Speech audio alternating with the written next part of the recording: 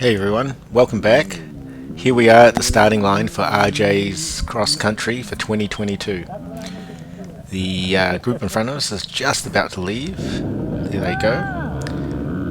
I think that's the Vet B class. It's quite a large class. And in front of us, immediately in the 900 series, is the Women's Intermediate.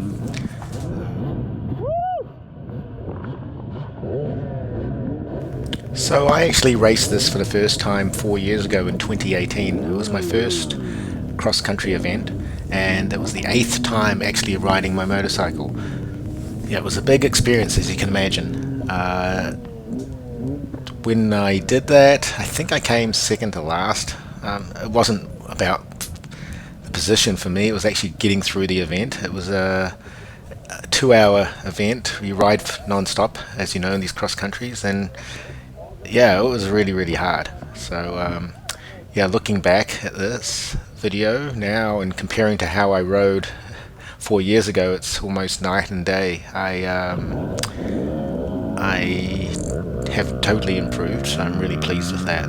I mean, that was one of the reasons I started recording video on my GoPro, was so I could look back and see how my progression has come over this time. So if you see up ahead on the left, what the arrow is showing us, that is the gentleman that's waving the start flag. So he has a flag, he will raise it up. There, it's a yellow flag that's giving us a warning that we're about to start. And when he drops that flag and raises the green flag, we go. Now, I was already all pumped up, and what happened? I am in third gear, and there I am, still in third gear on the starting line. So I kick it down to first and I take off like a bat out of hell and manage to catch up to mid-pack. Come around the corner, and this format for this race, it's 2 turns and we're into the woods, which is something I don't really like, partly because we're still all bunched up, and when we get into the woods, we're not in a flow, we haven't warmed up. Some other events, and sometimes when they run this event, they run it in reverse, so we actually do the whole track before we enter the woods. That gives us some time to have some separation between each of the riders. So as you can see here, we're all grouped up. The rider in front of me is doing a good job of standing. I personally like to go a bit faster when I stand, so I'm in between standing and sitting as we go through here.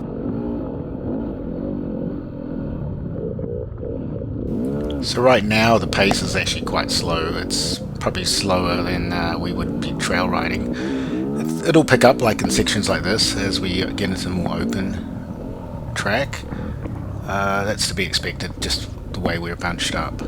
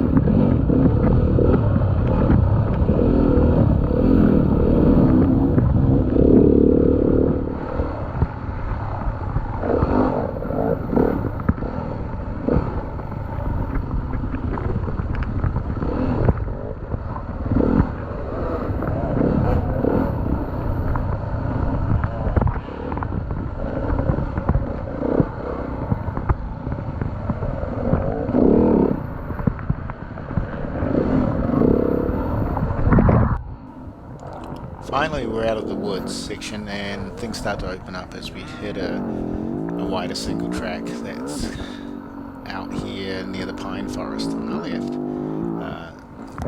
These aren't regular trails, so as you can see, it's grass that's been ridden over.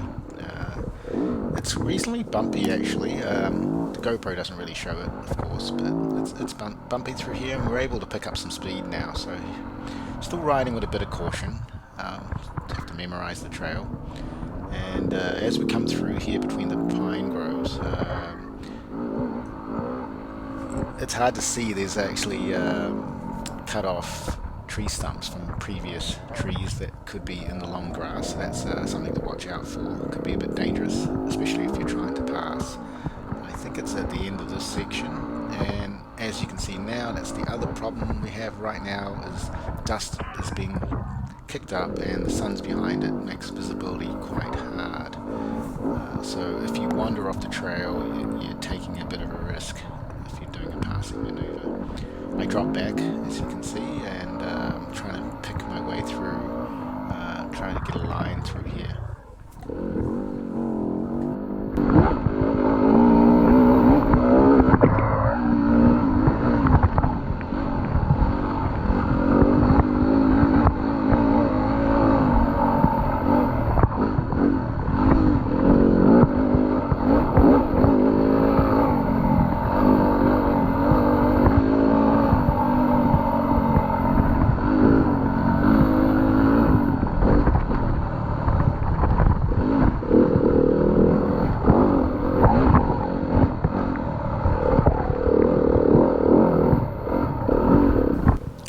As we ride down this hill, if you look to the right, you can see other riders attempting to go up a hill. It's not actually that steep. It just becomes a bit of a bottleneck. Now, in 2018, this was a nightmare for me. I looped my bike every time I came through. I couldn't quite ride up this hill. So I know what other riders are going through right now. So a key thing about getting up this hill was to choose a good line. So I come around and I managed to pick a decent straight line on the edge of the grass and the dirt. Yeah, as you can tell, I'm pretty happy with that. Yeah, that was a great success after previous years' failures on that hill. So here I am following Andre. He's in my class, so he's reasonably fast too, so I'm looking to try to keep up with him, or if I can, pass him when I can. So I'm letting him know that I'm there with a couple revs on the engine there, and I know there's a turn coming up here to the left, so I try to go to the inside, and there's a nice line by Andre. I have another rider, he comes through here and he does a beautiful pass here, so I'm thinking, okay, maybe I can catch Andre on the straight, but what the camera doesn't show, it's pretty bumpy here, and it's actually reasonably narrow in terms of where I can ride, and there's dust being kicked up, and Andre's taking a beautiful line in the middle to block me there, so I'm just sitting on his tail trying to figure out where I can pass him.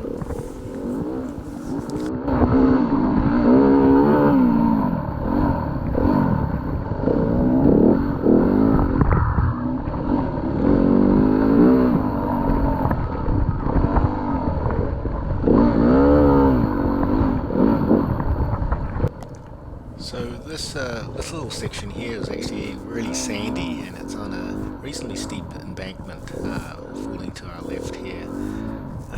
Later on in the race it got pretty loose through here, and could be tricky if someone got hung up if you weren't able to keep your momentum going.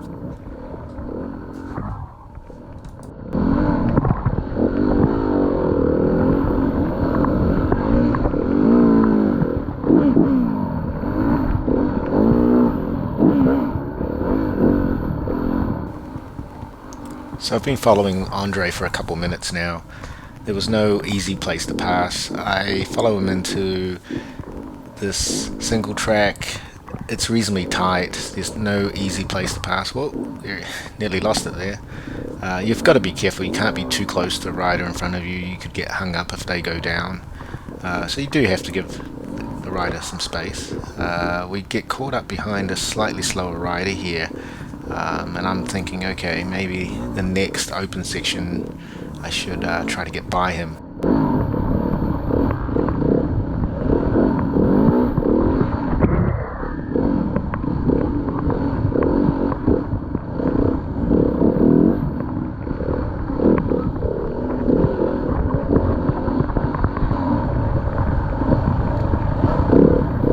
So as we come around this corner, we see that the rider's pulled over and let us go through. Thank you very much. And here I am, still on Andre's tail, just trying to figure out a way when I can pass him.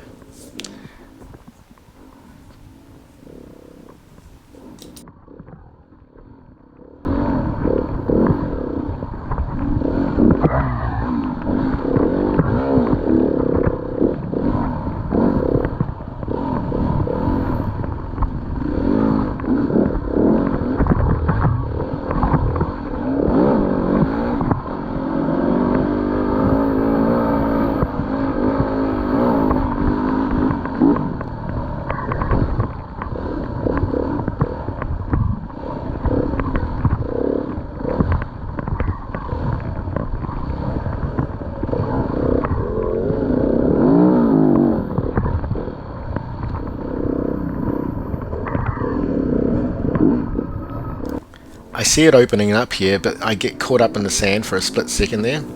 Two riders pass me. I pin it a bit just to pick up my speed and see if I can pass. And next thing I know, I miss this corner, go straight into the field here, look up and watch as 1, 2, 3, 4, 5, 6, 7, 8, 9, 10, 11 riders go by. I was kind of a bit frustrated, going, oh, why did I do that? Luckily, later it turns out that these riders were not in my class, and at this time I didn't know, but I'm actually running 5th in the class. I try to get my head back into the game and just keep on ride my ride, and see what happens.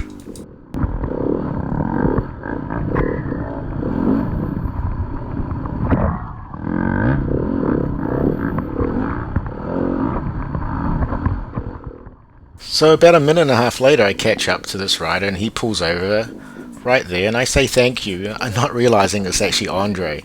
The poor guy had got a rear flat tire, and that was the end of his race. So I'm still actually riding here, thinking Andre's ahead, and let's try to catch up with him. And yeah, anything can happen in a race.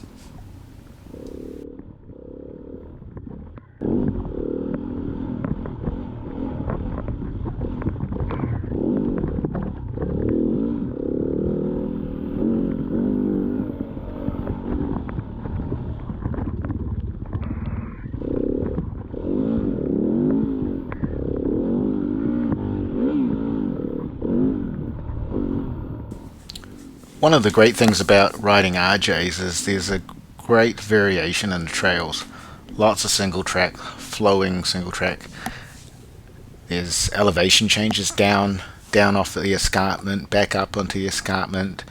The soil's really good. It's not whooped out like some other areas that we ride in. Yeah, it's one of my favorite events of the year.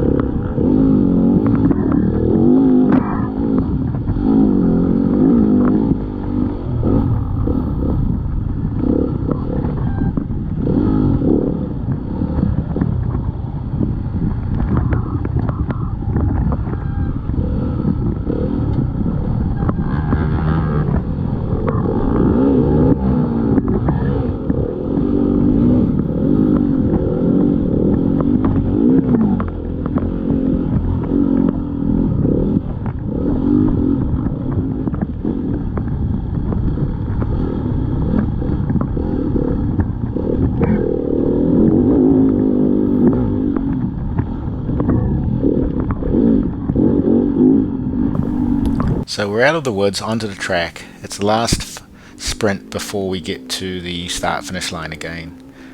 Not being a motocross rider, I'm not the strongest on this section of the race. It's a lot of fun, but as you can see, getting sprayed there with roost, it's all part of the game.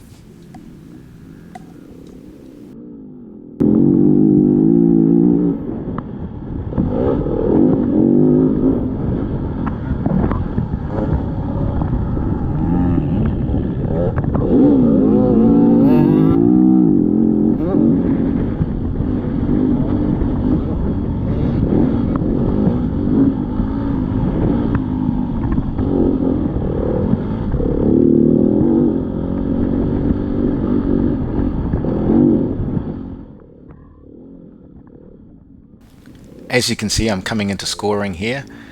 Unfortunately, the TV screen on the right is not working, so I don't know what position I'm in. I find out later I'm actually 4th for my class, so that's 4th out of 28 riders.